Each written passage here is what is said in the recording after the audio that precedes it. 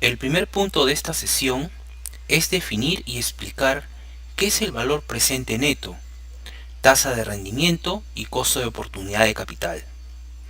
El segundo cometido es explicar por qué los administradores financieros deben buscar inversiones que tengan valores presentes netos positivos. Así llegaremos al objetivo fundamental de finanzas corporativas: optimizar el valor presente de las acciones de la empresa. Finalmente hablaré de los objetivos de los administradores y explicaré los mecanismos que les son útiles para alinear sus intereses con los de los accionistas. El temario o índice comprende 1. Valor presente y valor futuro de una inversión. 2.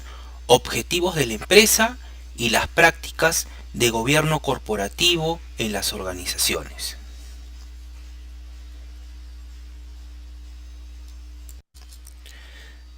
Se entiende erróneamente que el valor de dinero en el tiempo depende de la inflación, y que si no existiera inflación, no existiría valor de dinero en el tiempo.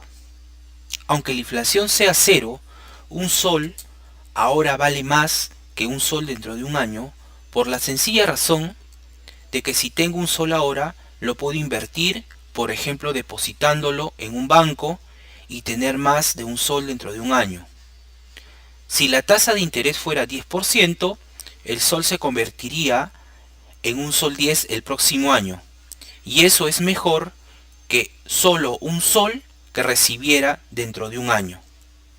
En esta argumentación hay un elemento central: la existencia de una oportunidad de inversión. En el presente gráfico representa el valor del dinero a través de una línea que representa el horizonte del tiempo, T, en los cuales podemos mencionar las principales variables. BP significa valor presente, es decir, el valor de hoy de una inversión. BF significa valor futuro de una inversión. Y la T representa el tiempo entre el valor presente y el valor futuro de una inversión. R significa la tasa de interés o la tasa de descuento que debe aplicarse a una inversión específica. Todas las preguntas o casos que puedan plantearse alrededor del valor del dinero en el tiempo involucran estos cuatro valores: BP, BF, R y T. Dado tres de ellos, siempre es posible calcular el cuarto. Existen dos grandes decisiones alrededor de las finanzas: las decisiones de inversión y las decisiones de financiamiento. Existe dentro de la evaluación de inversiones y proyectos una amplia gama de herramientas para evaluar inversiones. En la presente sesión vamos a mencionar a dos de ellas. La primera es el criterio del BPN, valor presente neto de una inversión. Y la segunda se trata de la tasa de retorno, o denominada tasa interna de retorno. El valor presente neto es el valor actual de los beneficios netos que genera el proyecto. Así, mide en moneda de hoy cuánto más rico es el inversionista. Se aceptan los proyectos que tengan un BPN mayor a 0. Un valor mayor a 0 indica que se obtendrá una ganancia respecto a la inversión en la mejor alternativa. La tasa de rendimiento es una tasa porcentual que indica la rentabilidad promedio anual que genera el capital que permanece invertido en el proyecto. Si la tasa de rendimiento es mayor al costo de oportunidad del capital, el rendimiento sobre el capital que genera el proyecto es superior al mínimo aceptable para realizar un proyecto. Entonces el proyecto debería ser aceptado.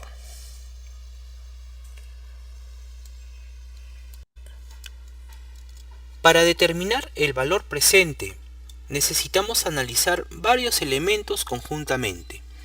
El primero de ellos son los flujos de caja esperados, FC. Una inversión específica hoy va a generar flujos de caja futuro en N años. Para medirlos el día de hoy, tendremos que traerlos a valor presente. Y para traerlos a valor presente, se deberá utilizar una tasa de descuento. La tasa de descuento será el costo de oportunidad del capital, COC. El costo de capital COC incorpora el concepto de riesgo. Si el riesgo en un proyecto es mayor o una inversión es alta, el retorno requerido por el inversionista será mayor. Podría existir muchas alternativas de inversión en el mercado que puedan ofrecer cada una de ellas una rentabilidad específica. Cualquiera de estas rentabilidades podrían ser utilizadas como costo de oportunidad de capital en un proyecto. Sin embargo, deberíamos elegir la opción que tenga un riesgo similar al proyecto que estoy evaluando.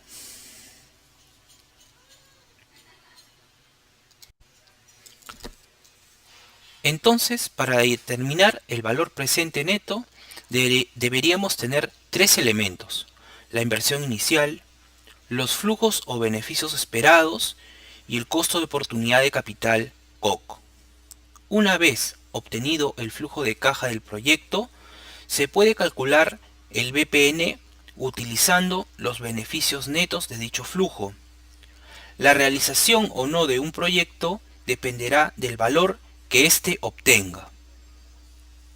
Así, un proyecto debe ser aceptado cuando su valor sea mayor que cero y debe ser rechazado cuando éste sea menor que cero.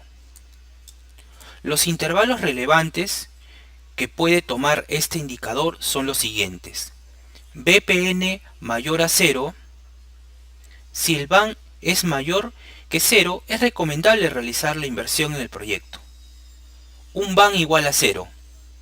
Si el valor actual neto es igual a 0, para el inversionista es indiferente realizar la inversión en el proyecto u optar por la mejor alternativa. Finalmente, un BAN menor que 0 si el valor actual neto es menor.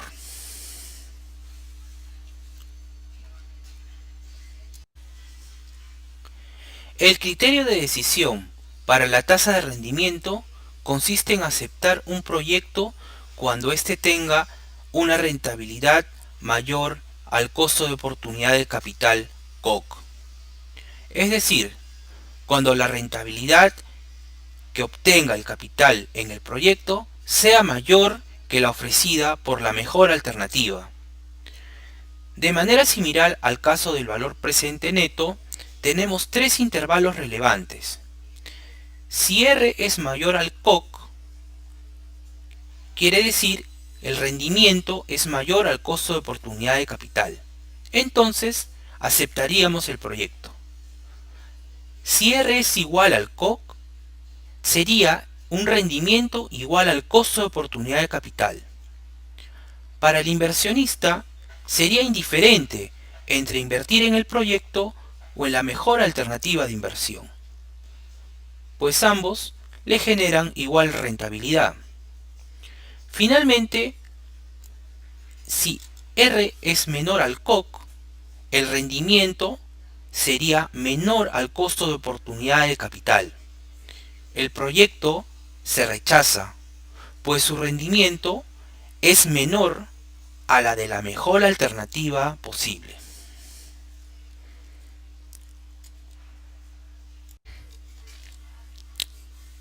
En la presente diapositiva tenemos cada uno de los elementos, las fórmulas y nomenclaturas para calcular la tasa de rendimiento de una inversión y el valor presente neto. Para calcular la tasa de rendimiento de una inversión se requiere una inversión inicial y el flujo de caja esperado FC1. Se entiende que este flujo de caja será un beneficio generado producto de mi inversión hoy. El rendimiento de una inversión será el resultado del diferencial del flujo de caja esperado menos la inversión inicial. Todo esto dividido entre la inversión inicial. El resultado deberá expresarse porcentualmente. El valor presente de un flujo será el resultado de dividir este entre su costo de oportunidad del capital. Si el flujo de caja es un solo año, en el denominador de la fórmula irá solo 1 más COC, entre paréntesis. Si es de 2 años, en el denominador irá 1 más COC elevado al cuadrado. Si es de 3 años, en el denominador de la fórmula irá 1 más COC elevado al cubo. Y así sucesivamente, el exponencial del denominador de la fórmula incrementará proporcionalmente al número de años del proyecto. Para obtener el valor presente de una inversión BPN, se deberá restar a la inversión inicial el flujo de caja esperado. Como se mencionó anteriormente, se aceptará un proyecto que ofrezca un BPN positivo y un rendimiento superior al costo de oportunidad del capital COC. La primera regla de oro a seguir es aceptar proyectos que nos dan un valor presente neto positivo, es decir, BPN mayor a 0. En el presente ejemplo podemos apreciar que al invertir $50 hoy y recibir $60 en un año, conseguimos un valor presente neto de $4.55. El flujo de caja esperado, que equivale a $60, debemos traerlo a valor presente para restarlo de la inversión. Para aceptar el proyecto tendremos que obtener un BPN mayor a 0. Nótese que la inversión inicial está representada con un signo negativo, lo que significa una salida de efectivo por la inversión que se está realizando. El flujo de caja esperado tiene signo positivo, ya que representa el beneficio de la inversión.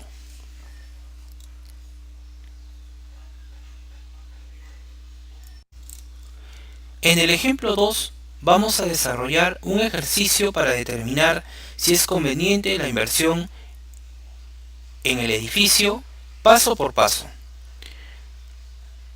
En primer lugar, tenemos el costo inicial del edificio, que está valorizado hoy en 370, y el precio de venta en un año será 420.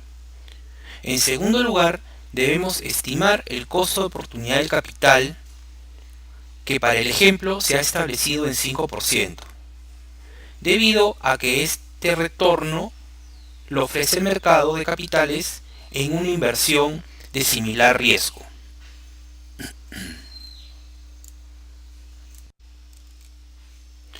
Una vez obtenido el COC, el paso 3 sería traer a valor presente el flujo de caja esperado de 420 a un año. El procedimiento para traer a valor presente el flujo de caja esperado es dividirlo entre 1 más el COC. Así tendremos el flujo de caja esperado valorizado al día de hoy. Finalmente podemos obtener el valor presente neto, restando el flujo de caja esperado de 400 menos la inversión inicial de 370. El resultado será 30. Como podemos apreciar, el BPN es positivo, por lo que debe invertirse en el edificio.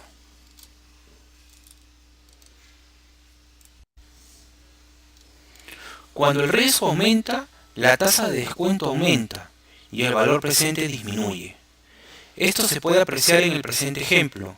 La tasa de descuento aumenta de 5% a 12%. El efecto de dicho incremento es que el valor presente disminuye de 400 a 375. La tasa de descuento está ligada al riesgo de la evaluación de proyectos. Una tasa de descuento baja implica que el riesgo de un proyecto será menor.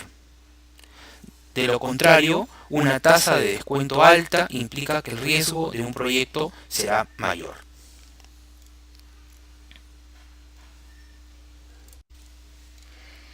Ante el cambio en la tasa de descuento que observamos en la diapositiva anterior, el BPN da como resultado 5. Es decir, aún ante el aumento en la tasa de descuento, el proyecto sigue teniendo un BPN positivo. No olvidar que el BPN se obtiene de la diferencia del valor presente del flujo futuro menos la inversión requerida.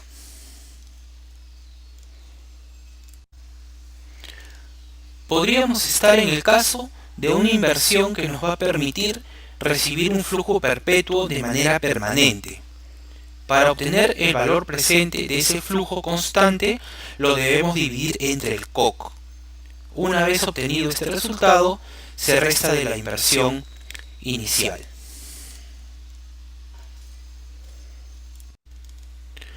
Una renta perpetua es una sucesión constante e infinita de flujos de caja.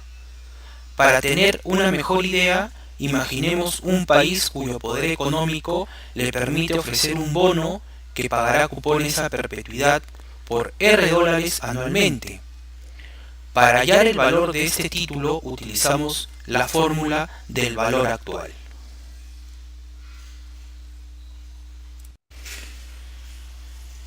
No olvidemos la segunda regla a seguir en la evaluación de una inversión. Es que su tasa sea mayor al costo de oportunidad de capital.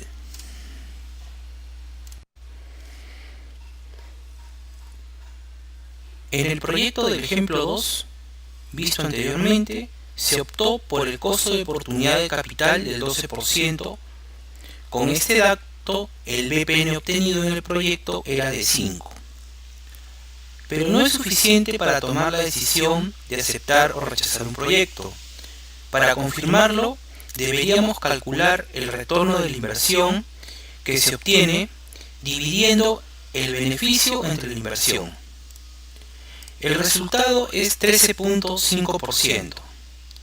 Se estaría cumpliendo la segunda regla en la evaluación de un proyecto, es decir, que la rentabilidad debe ser mayor al costo de oportunidad de capital COC.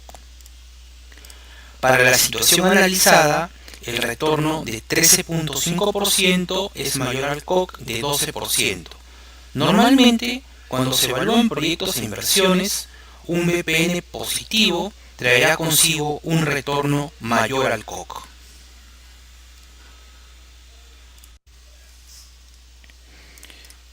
En el ejemplo 4 vamos a explicar todo el proceso completo desde el flujo esperado de una inversión y su valor presente, el costo de oportunidad de capital, COC, y el retorno de la inversión. Comenzamos en la presente diapositiva con el ejemplo 4, en la cual tenemos hoy $100.000. Dependiendo del estado de la economía, podemos recibir tres posibles pagos. En situación de recesión, $80.000, en situación normal $110.000 y en situación de expansión $140.000. Como todos tienen la misma probabilidad de ocurrencia, el pago o flujo esperado será el resultado de la sumatoria de los tres escenarios dividido entre 3. Entonces el flujo de caja esperado sería $110.000. Esta cantidad representa una rentabilidad esperada del 10% sobre la inversión de $100.000.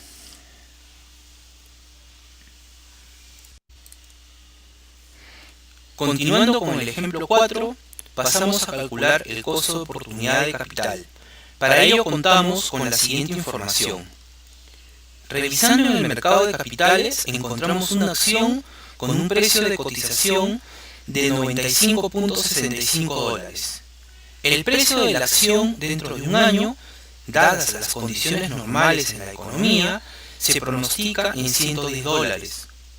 El retorno esperado del título se obtiene dividiendo el beneficio esperado entre la inversión, es decir, 110 menos 95.65 entre 95.65, dando como resultado 15%. El retorno esperado de la acción sería 15%. Esta es la rentabilidad esperada a la que el inversor estaría dispuesto a renunciar. Dicho en otras palabras, este es el costo de oportunidad del capital del proyecto.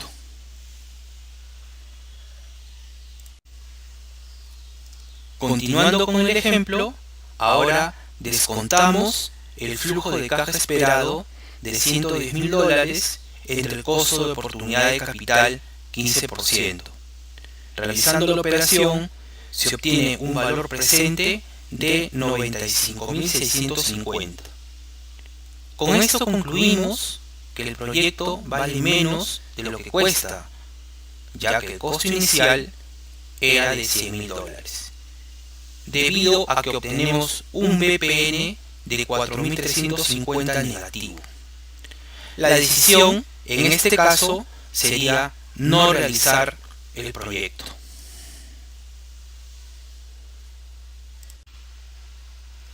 Sigamos con el ejemplo. Nos vamos a dar cuenta que vamos a llegar a la misma conclusión si calculamos el rendimiento esperado del proyecto. En este caso apreciamos que se obtiene un rendimiento del 10%, dado que la tasa de retorno esperada, 10%, es menor que el costo de oportunidad de capital 15%, no se acepta el proyecto. El ejemplo 4 nos brinda una evaluación de un proyecto tanto desde el punto de vista del valor presente neto como desde el punto de vista del rendimiento.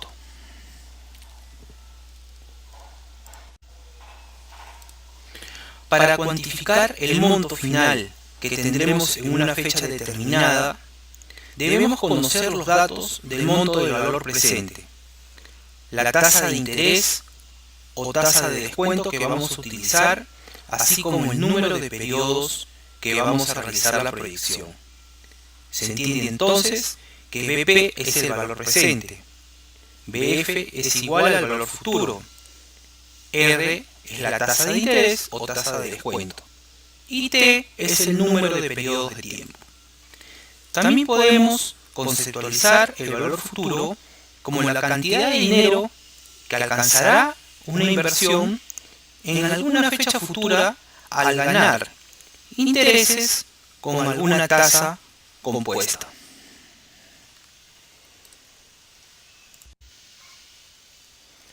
Veamos un ejemplo.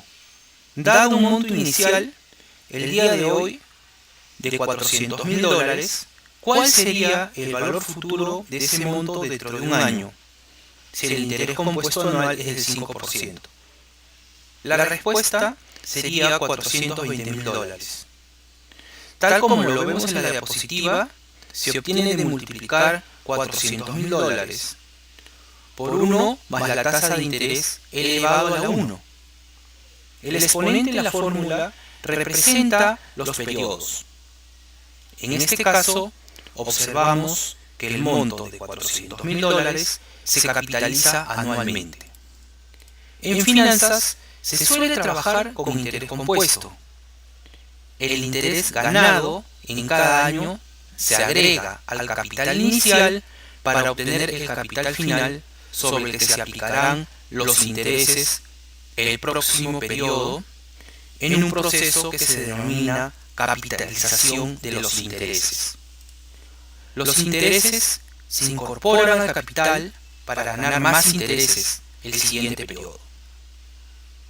Es decir, se ganan intereses sobre intereses.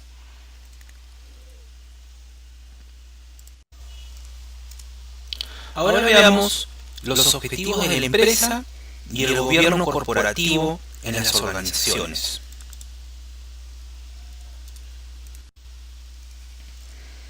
Se puede decir que uno de los principales objetivos de toda corporación es la de maximizar el valor de la compañía, no confundir con patrimonio.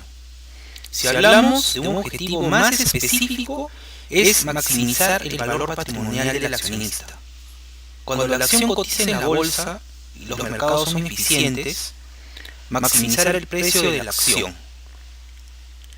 Cualquier otro objetivo será un objetivo intermedio que ayudará a la maximización del valor de la compañía.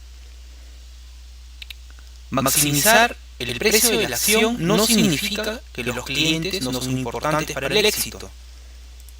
En la mayoría de los negocios, mantener a los clientes contentos es el camino para la maximización del precio de la acción.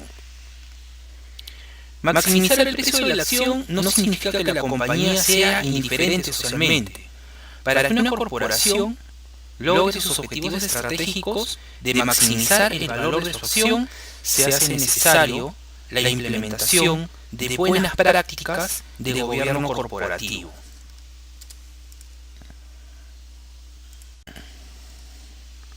En la presente diapositiva presentamos las características de buen gobierno corporativo.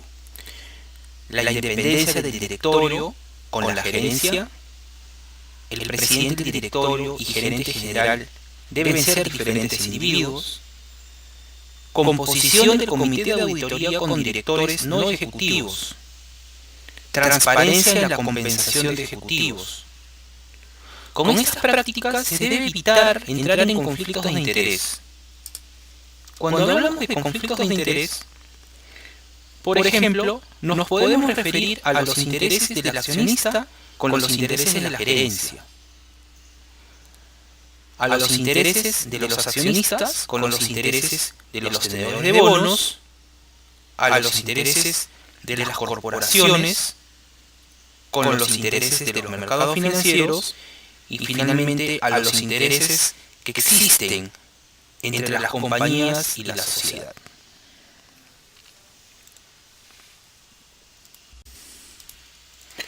Para evitar el conflicto entre los intereses del accionista y los intereses de la gerencia, se puede establecer la asamblea de accionistas y el directorio como medidas disciplinarias. Las críticas en este sentido están que existen casos de directores que son bien compensados pero trabajan poco. Además, el gerente general nombra a la mayoría de los directores. No existe independencia. Existe una encuesta de Korn Ferry que reveló que el 74% de las compañías dependían de las recomendaciones del gerente general para elegir nuevos directores, y solo un 16% utilizó una firma externa de búsqueda. Los conflictos de interés entre los accionistas y los tenedores de bonos en la práctica se da cuando los accionistas pueden maximizar sus ganancias al costo de los tenedores de bonos. Lo podrían hacer incrementando significativamente los dividendos, tomando proyectos que son más riesgosos que los que se acordaron en un inicio o tomando préstamos sobre los mismos activos. Se puede evitar conflictos de interés entre las corporaciones y los mercados cuando los gerentes despliegan información honestamente y con veracidad a los mercados financieros. Y los mercados financieros pueden hacer un juicio razonable sobre su verdadero valor. En cuanto a los intereses de las compañías y la sociedad, en la práctica las decisiones financieras pueden crear costos sociales así como sus beneficios. Un costo social o beneficio social es un costo-beneficio que se acumula a la sociedad como un todo y no a la compañía tomando la decisión.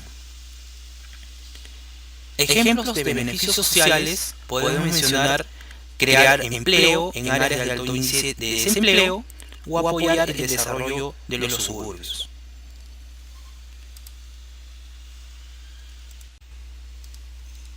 Podemos apreciar en el gráfico cómo la corporación americana RJR Nabisco, sus bonos declinaron significativamente cuando anunciaron la compra de la compañía por la gerencia vía apalancamiento.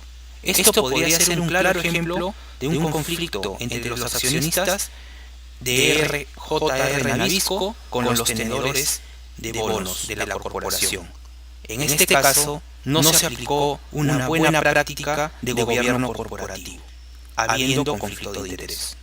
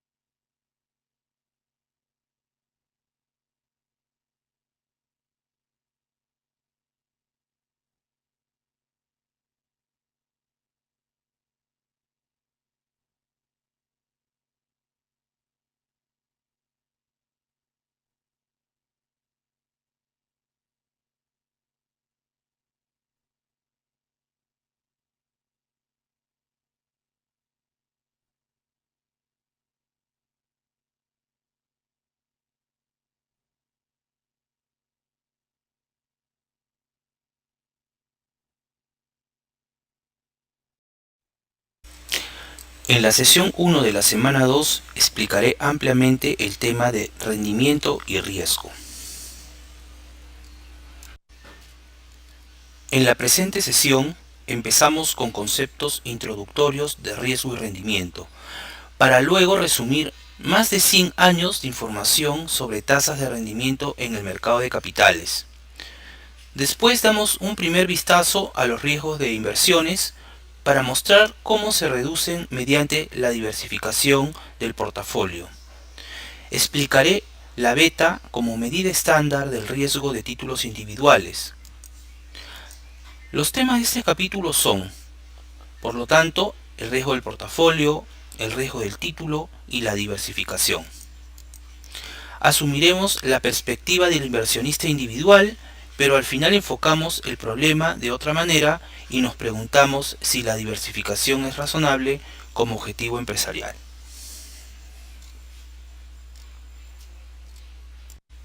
En la primera parte de la presentación hablaremos del rendimiento.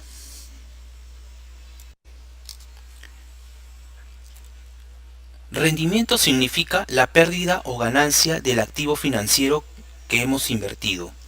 Suponga que una compañía tiene varios miles de acciones de capital en circulación y que usted es un accionista. También suponga que compró algunas acciones de la compañía al principio del año. Ahora es el fin de año y quiere saber qué tan bien le ha ido con su inversión. El rendimiento que obtiene sobre una inversión en acciones, al igual que en bonos o en cualquier otra inversión, se presenta de dos formas. Primero, la mayoría de las compañías pagan dividendos a los accionistas durante el año. Si la compañía es redituable, distribuirá generalmente algunas utilidades a los accionistas a través de dividendos. Además de los dividendos, la otra parte de su rendimiento es la ganancia de capital o, si es negativa, la pérdida de capital sobre la inversión.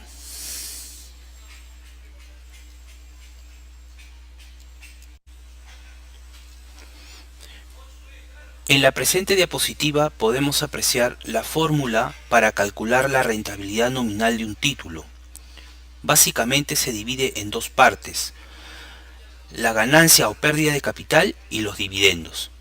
La ganancia de capital es P1 menos P0, que significa la diferencia entre el precio de la acción el día de mañana menos el precio de la acción el día de hoy. D1 representa el dividendo de la acción y P0 representa el precio de la acción el día de hoy. Por medio de la fórmula podemos obtener la rentabilidad por dividendos y la rentabilidad por ganancias de capital.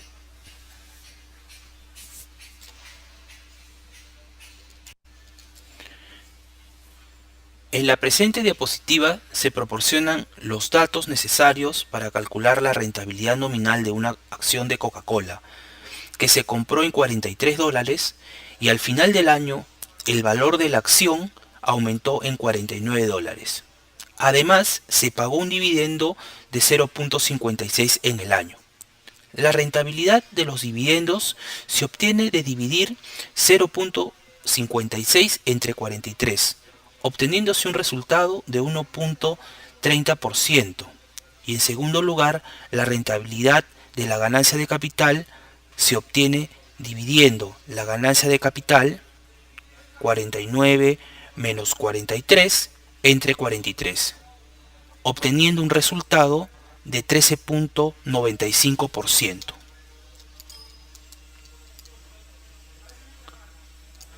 Sumando ambos resultados, obtenemos la tasa de rendimiento en ese año de la acción de Coca-Cola, un total de 15.3%.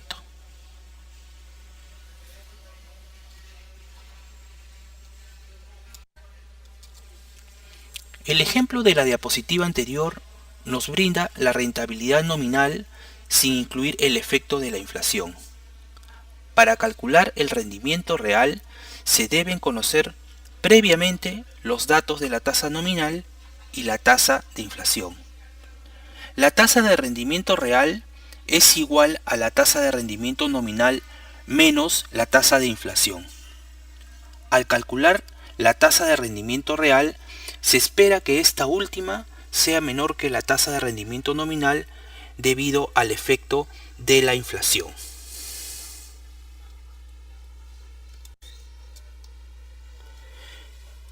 En el ejemplo de la acción de Coca-Cola, teníamos que la rentabilidad nominal era 15.3% y la tasa de inflación para ese año fue de 2.8%. Entonces, reemplazando los datos en la fórmula, obtenemos que el rendimiento real de la acción de Coca-Cola fue 12.2%. En ese caso, podemos apreciar que efectivamente la tasa de rendimiento real 12.2% es menor que la tasa de rendimiento nominal calculada en 15.3%.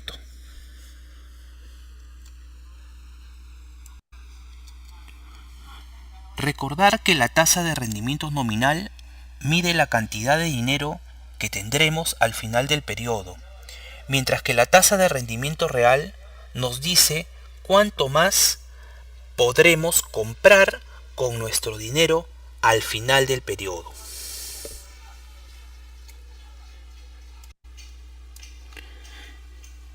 El presente gráfico nos muestra un estudio realizado por Dimson, Marsh y Staunton que mide el desempeño histórico de 3 portafolios con títulos estadounidenses. El primero, un portafolio de bonos del Tesoro, es decir, los títulos de deuda del gobierno de Estados Unidos que vencen en menos de un año.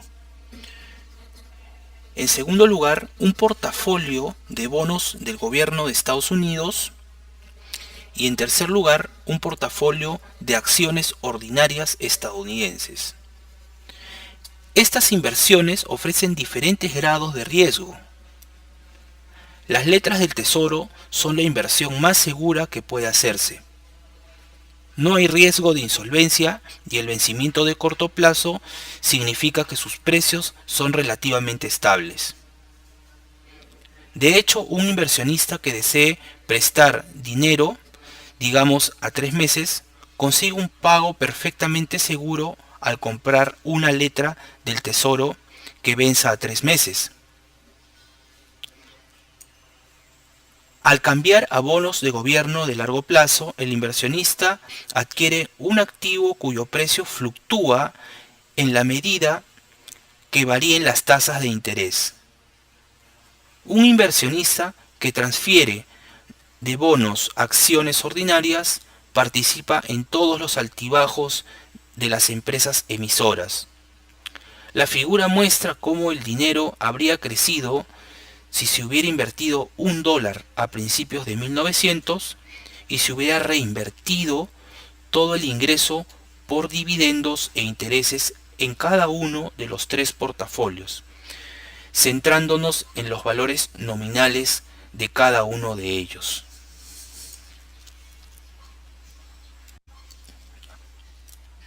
Desde 1900, las letras del Tesoro han proporcionado el rendimiento promedio más bajo, es decir, 4% por año en términos nominales y 1.1% en términos reales. En otras palabras, la tasa de inflación promedio durante este periodo fue de casi 3% al año. De nueva cuenta, las acciones ordinarias fueron las ganadoras. Las acciones de las empresas principales proporcionaron un rendimiento nominal promedio de 11.6%. Por asumir el riesgo de las acciones ordinarias, los inversionistas ganaron una prima de 7.6% sobre el rendimiento de las letras del Tesoro. Del estudio podemos preguntarnos, ¿por qué abarcar un periodo tan amplio para medir las tasas de rendimiento promedio? La razón es que las tasas de rendimiento anual de las acciones ordinarias fluctúan tanto que los promedios calculados para periodos cortos no son significativos. La única forma de comprender las tasas históricas de rendimiento es analizarlas en periodos muy largos.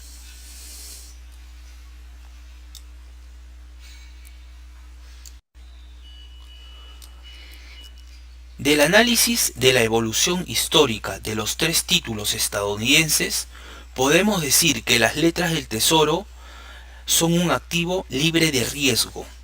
El retorno que ellas ofrecen es seguro para un inversionista. Debido a ello, más adelante, cuando hablemos de diversificación de un portafolio de activos, será un buen ejemplo. Además, las letras del Tesoro, a pesar de las crisis económicas que afectaron los Estados Unidos a lo largo de su historia, estas mantuvieron un comportamiento constante en cuanto a su rentabilidad.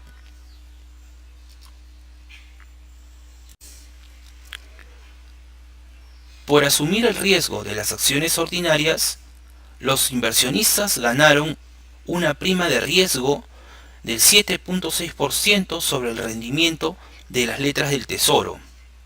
Esta compensación por afrontar el riesgo que conllevan las acciones ordinarias se llama prima de riesgo, es decir, un retorno adicional a favor del inversionista por invertir en activos financieros de renta variable.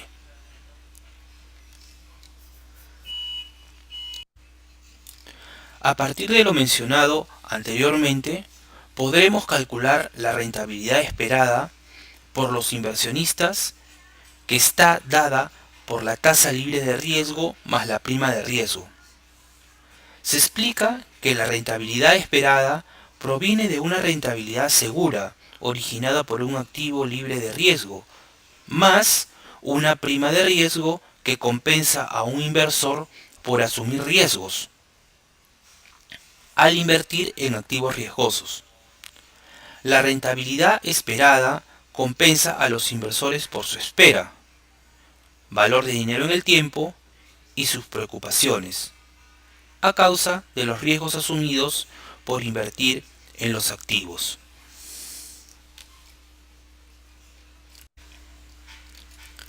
Para calcular el rendimiento de una acción de una empresa es necesario recurrir a diversas fuentes. Las más utilizadas son Yahoo Finance y Economática. Primero elegimos la empresa y obtenemos los precios. Podrían tomarse los precios diarios y mientras más extensa sea la data, será mejor.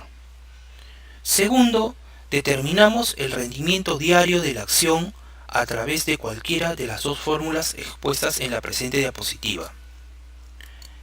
PT significa el precio de la acción el día de hoy y PT-1 significa el precio de la acción el día de ayer. Reemplazando los datos en la fórmula tendríamos el rendimiento nominal de dicha acción. Tercero, una vez que tenemos los rendimientos diarios, podemos calcular la rentabilidad promedio para un periodo de tiempo. Siempre es importante aclarar que los rendimientos debemos expresarlos porcentualmente. Por ejemplo, para calcular los precios diarios de la acción de Alicorp, se obtuvieron los precios diarios desde el 3 de enero del 2005 hasta el 8 de enero del 2005. Con estos datos se procede a calcular el rendimiento diario a partir del 4 de enero del 2005. Para mayor exactitud, trabajaremos con todos los decimales. Entonces, en este caso, P sub T sería 1.1089015 y P sub T menos 1 sería 1.124.52354. Reemplazando en la fórmula quedaría 1.1089015 menos 1.124.52354 entre 124.52354, quedando un resultado de negativo 0.0138890. Así debe repetirse la misma operación hasta el día 8 de enero del 2005. Finalmente, se calcula la tasa de rendimiento promedio que se obtiene de sumar la tasa de rendimiento diario entre el número de días. La tasa de rendimiento promedio diario de la acción de Alicorp es 0.03043503. Transformado porcentualmente quedaría 3.04%.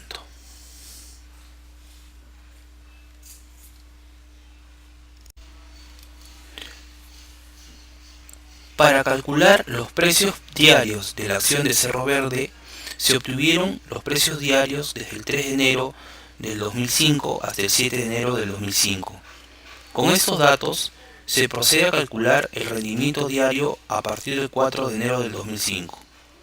Entonces, P sub T, es decir, el precio de la acción el día de hoy, sería 2.40387247. Y P sub T menos 1, que representa el precio de la acción el día de ayer, sería 2.38593312.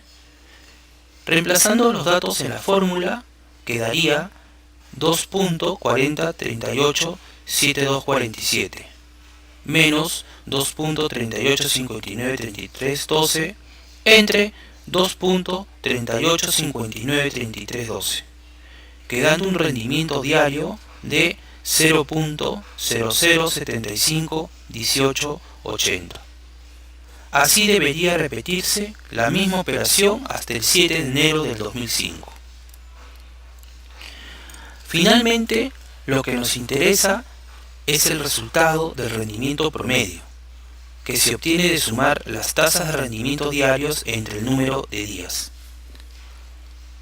La tasa de rendimiento promedio diario de la acción de Cerro Verde entre esas fechas es negativo 0.061%.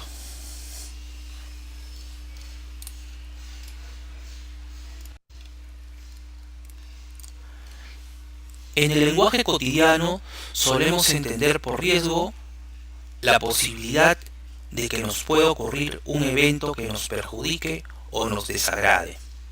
En finanzas, sin embargo, el riesgo tiene una connotación diferente. Si adquirimos un título A del que esperábamos un retorno de 5% y existe el 100% de probabilidad de que el retorno actual sea 5%, decimos que dicho título está libre de riesgo o no tiene riesgo. Por el contrario, si se adquiere un título B del que esperábamos tener un retorno de 25%, pero existe la probabilidad de que el retorno actual que recibamos sea diferente de 25%, es decir, no tenemos el 100% de probabilidad de que el retorno que recibamos en realidad sea de 25%. Entonces decimos que el título B es riesgoso o no tiene riesgo. Mientras mayor sea la variabilidad de los resultados posibles, mayor será el riesgo.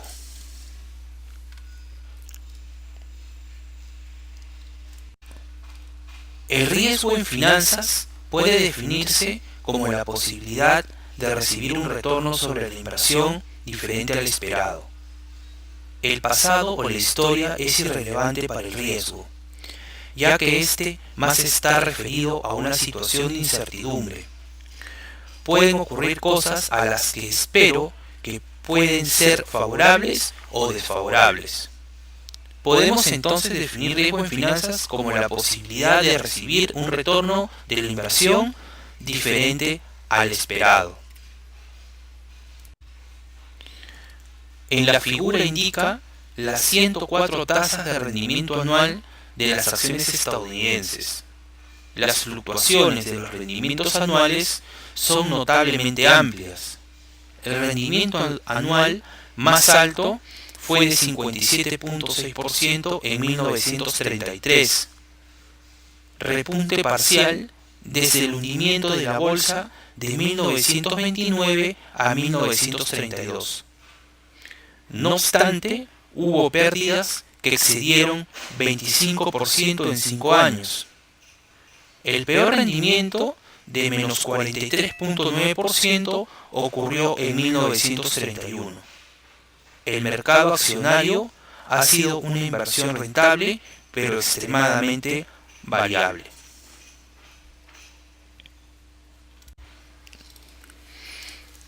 Otra forma de presentar estos datos es mediante un histograma o una distribución de frecuencias, como en la presente diapositiva, en la que la variabilidad de los rendimientos anuales se refleja en un amplio diferencial entre los resultados. Histograma de las tasas de rendimiento anual del mercado de valores de Estados Unidos de 1900 a 2000, que muestra las amplias diferencias que hay entre los rendimientos de las inversiones en acciones ordinarias.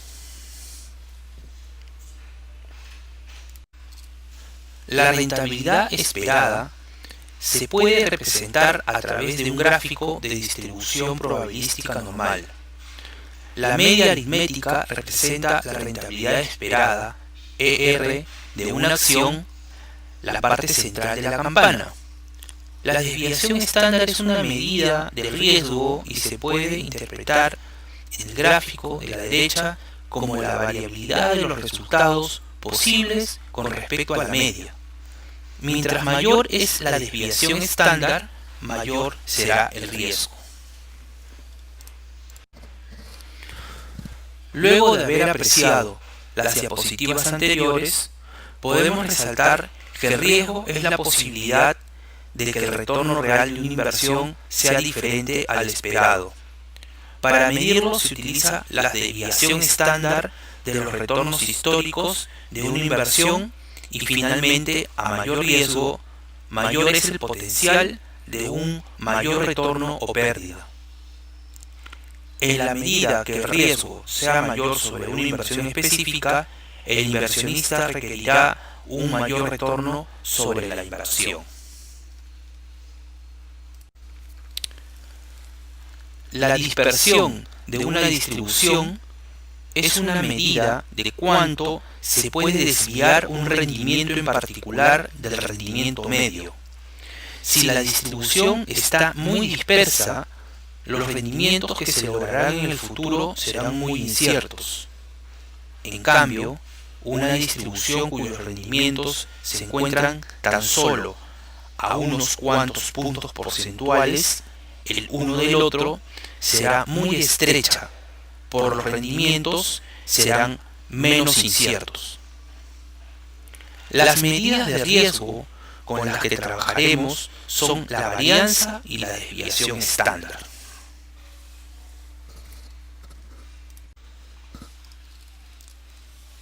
La varianza y desviación estándar son las medidas estadísticas estándar de la variabilidad. La varianza del rendimiento de mercado es el valor esperado del cuadrado de las desviaciones con respecto al rendimiento esperado. La desviación estándar es simplemente la raíz cuadrada de la varianza. Cuando se estima la varianza de una muestra de rendimientos observados, sumamos los cuadrados de las desviaciones y los dividimos entre n-1, donde n es el número de observaciones.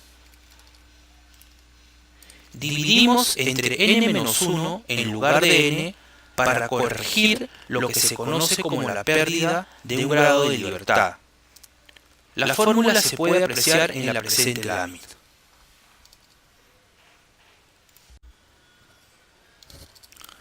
Supongamos que se tiene la posibilidad de participar en un juego. Se comienza con una inversión de $100 y después se lanzan al aire dos monedas. Por cada cara que salga obtendrá su saldo inicial más 20% y por cada sello recibirá su saldo inicial menos 10%. Como apreciamos en la diapositiva, podemos apreciar claramente que hay 4 resultados igualmente posibles. Hay una probabilidad de 1 en 4 o 0.25 de que ganará 40%, una probabilidad de 2 en 4 o 0.5 de que ganará 10% y una probabilidad de 1 en 4 o 0.25 de que perderá 20%.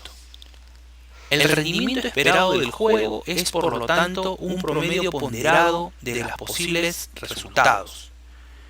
Rendimiento esperado es igual a 0.25 por 40 más 0.50 por 10 más 0.25 por menos 20, dando un resultado promedio de 10%. Por lo tanto, la rentabilidad media del juego será 10% si se juega una cantidad muy grande de veces.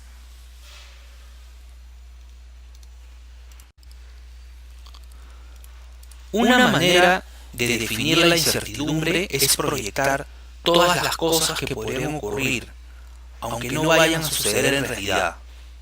El riesgo total de un activo se expresa como lo hicimos en el juego de lanzamiento de la moneda, escribiendo todos los posibles resultados con sus respectivas probabilidades. En la práctica, esto es engorroso y muchas veces imposible. Por lo tanto, utilizamos la varianza y la desviación estándar para resumir la variabilidad de los resultados posibles. Estas medidas son índices naturales de riesgo. Si hubiera sido cierto el resultado del juego de lanzar al aire una moneda, la desviación estándar habría sido 0. La verdadera desviación estándar es positiva porque no conocemos lo que pasará.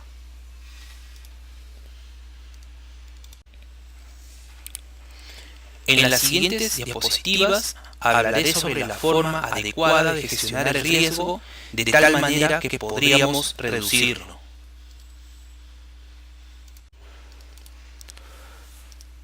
La diversificación es la estrategia diseñada para reducir el riesgo distribuyendo la cartera entre muchas inversiones.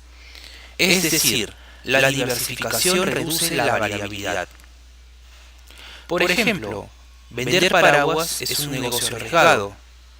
Se venden muchos cuando llueve, pero si se produce una ola de calor podemos perderlo todo.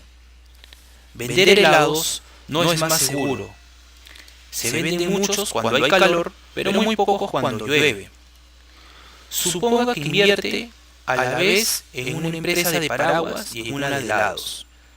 Al diversificar sus inversiones en ambas empresas, lograría un nivel medio de beneficios, ya sea que llueva o que venga una ola de calor.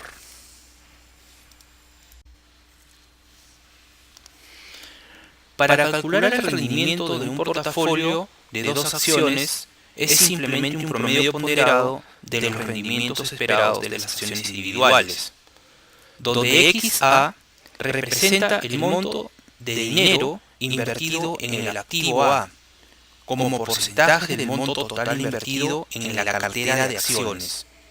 XB representa el monto invertido en el activo B, como porcentaje del monto total invertido en la cartera de acciones. RA representa la tasa de rendimiento del activo A y finalmente RB representa la tasa de rendimiento del activo B.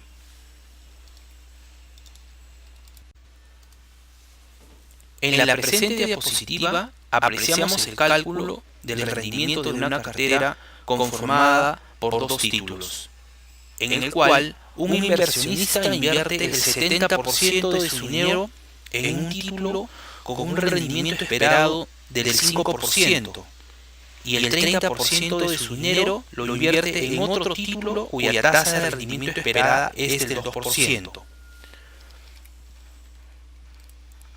Para calcular el rendimiento de la cartera, se multiplica el monto de dinero invertido en el título A por la tasa de rendimiento del título A, más el monto del dinero invertido en el título B por la tasa de rendimiento del título B.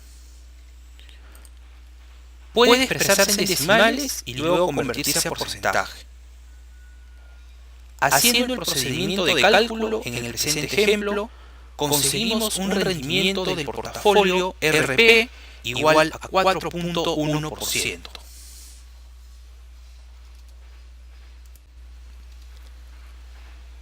Veamos otro ejemplo. Supongamos que invertimos el 60% de nuestra cartera en acciones de ExxonMobil y un 40% en acciones de Coca-Cola. Al conocer los rendimientos esperados de la acción de ExxonMobil en 10% y de Coca-Cola en 15%, podemos calcular el rendimiento de la cartera. Reemplazando los datos en la fórmula sería 0.60 por 0.10 más 0.40 por 0.15. El rendimiento esperado del portafolio sería 12%.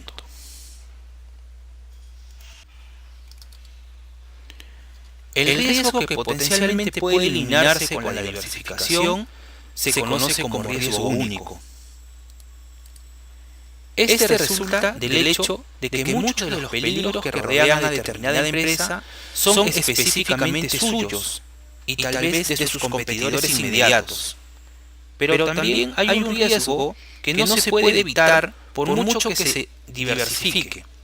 Este riesgo se conoce como riesgo de mercado. Este se deriva del hecho de que hay peligros que amenazan al conjunto de las empresas. Por esa razón, las acciones se mueven al mismo sentido y también por eso los inversionistas están expuestos a las incertidumbres del mercado, independientemente del número de acciones que ellas posean.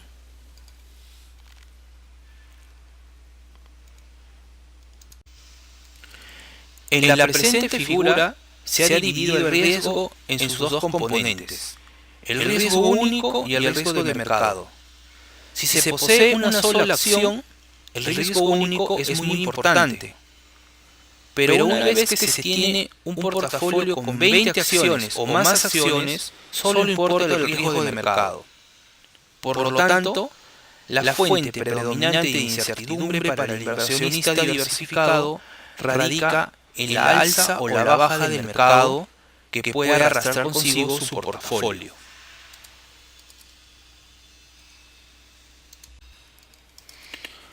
El riesgo de un portafolio se calcula usando la desviación estándar y en las siguientes diapositivas vamos a apreciar cómo se calcula el riesgo de un portafolio.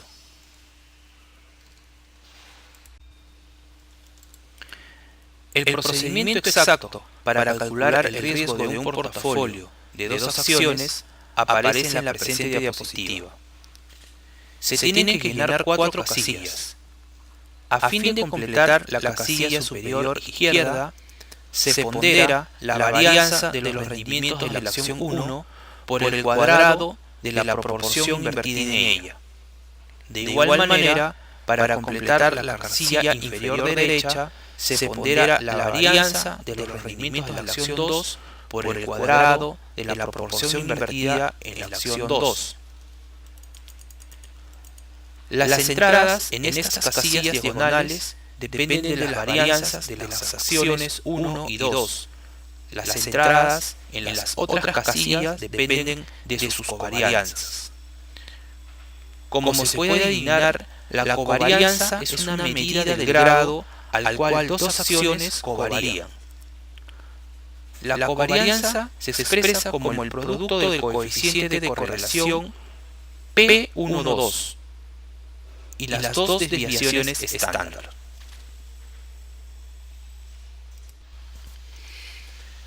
Veamos un ejemplo.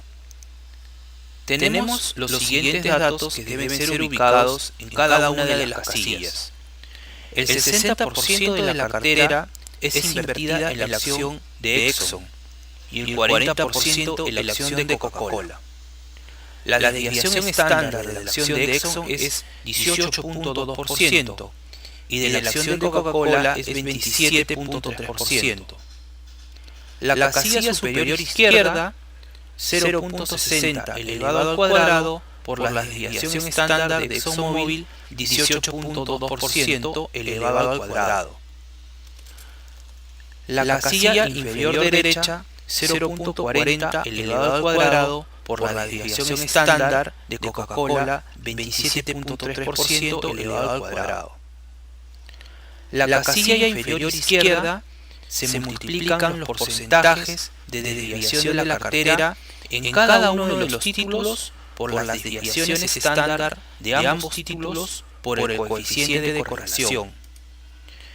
Finalmente, la casilla superior derecha se multiplican los porcentajes de inversión de la cartera en cada uno de los títulos por las desviaciones estándar de ambos títulos por el coeficiente de correlación.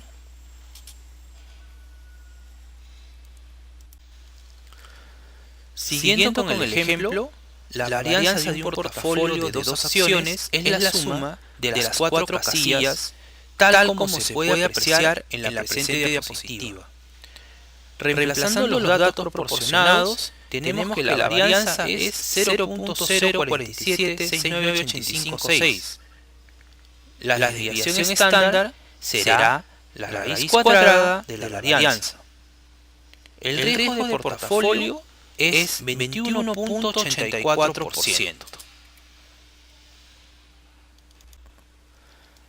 A manera de resumen, presentamos las fórmulas para calcular las tasas de rendimiento esperada del portafolio y el riesgo de portafolio.